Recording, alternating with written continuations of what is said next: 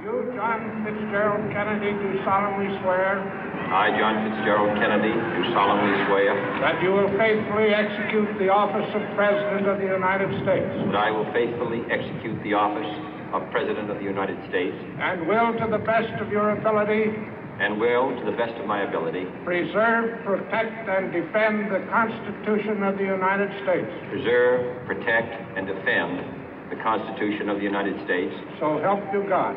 So help me God.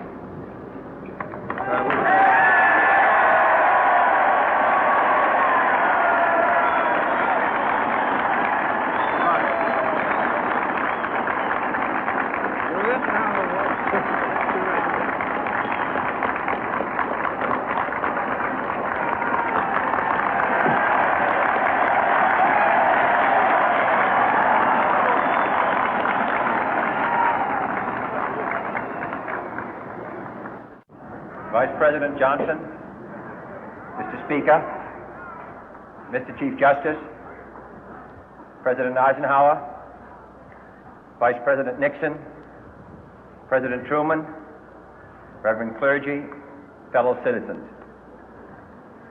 We observe today not a victory of party, but a celebration of freedom, symbolizing an end as well as a beginning, signifying renewal as well as change. For I have sworn before you and Almighty God the same solemn oath our forebears prescribed nearly a century and 3/4 ago. The world is very different now, for man holds in his mortal hands the power to abolish all forms of human poverty and all forms of human life. And yet the same revolutionary beliefs for which our forebears fought are still at issue around the globe. The belief that the rights of man come not from the generosity of the state, but from the hand of God. We dare not forget today that we are the heirs of that first revolution. Let the word go forth from this time and place to friend and foe alike that the torch has been passed to a new generation of Americans born in this century, tempered by war, disciplined by a hard and bitter peace, proud of our ancient heritage, and unwilling to witness or permit the slow undoing of those human rights to which this nation has always been committed and to which we are committed today at home and around the world.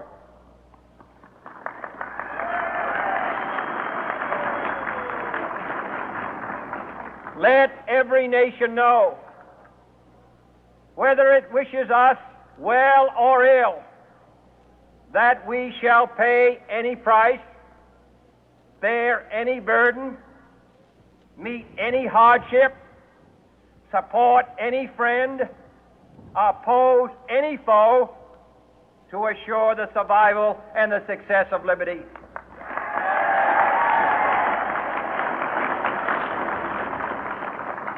This much we pledge and more.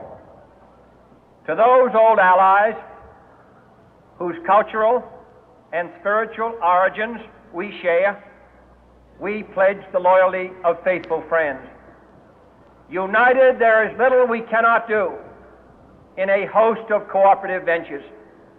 Divided, there is little we can do, for we dare not meet a powerful challenge at odds and split asunder. To those new states whom we welcome to the ranks of the free, we pledge our word that one form of colonial control shall not have passed away, merely to be replaced by a far more iron tyranny. We shall not always expect to find them supporting our view, but we shall always hope to find them strongly supporting their own freedom, and to remember that in the past, those who foolishly sought power by riding the back of the tiger ended up inside.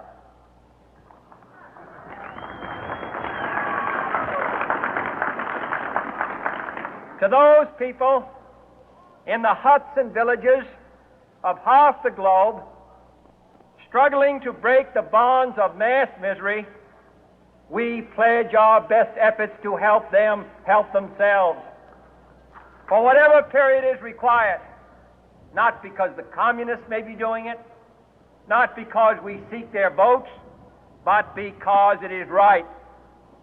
If a free society cannot help the many who are poor, it cannot save the few who are rich.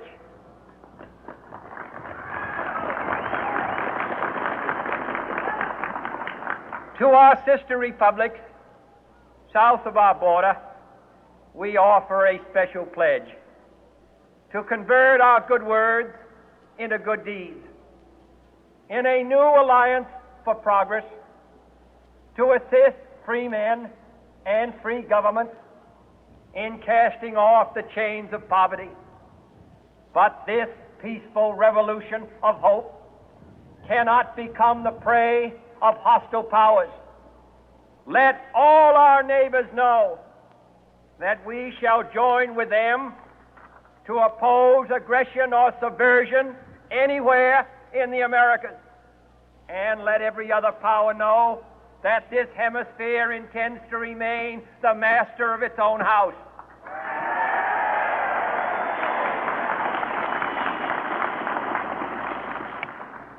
To that World Assembly of Sovereign States, the United Nations, our last best hope, in an age where the instruments of war have far outpaced the instruments of peace, we renew our pledge of support to prevent it from becoming merely a forum for invective, to strengthen its shield of the new and the weak, and to enlarge the area in which its writ may run.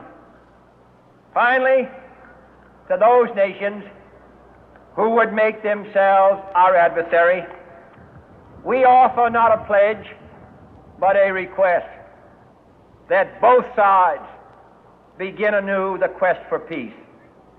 Before the dark powers of destruction, unleashed by science, engulf all humanity in planned or accidental self-destruction, we dare not tempt them with weakness, for only when our arms are sufficient beyond doubt can we be certain beyond doubt that they will never be employed. But neither can two great and powerful groups of nations take comfort from our present course, both sides overburdened by the cost of modern weapons, both rightly alarmed by the steady spread of the deadly atom, yet both racing to alter that uncertain balance of terror that stays the hand of mankind's final war. So let us begin anew, remembering on both sides that civility is not a sign of weakness, and sincerity is always subject to proof. Let us never negotiate out of fear, but let us never fear to negotiate.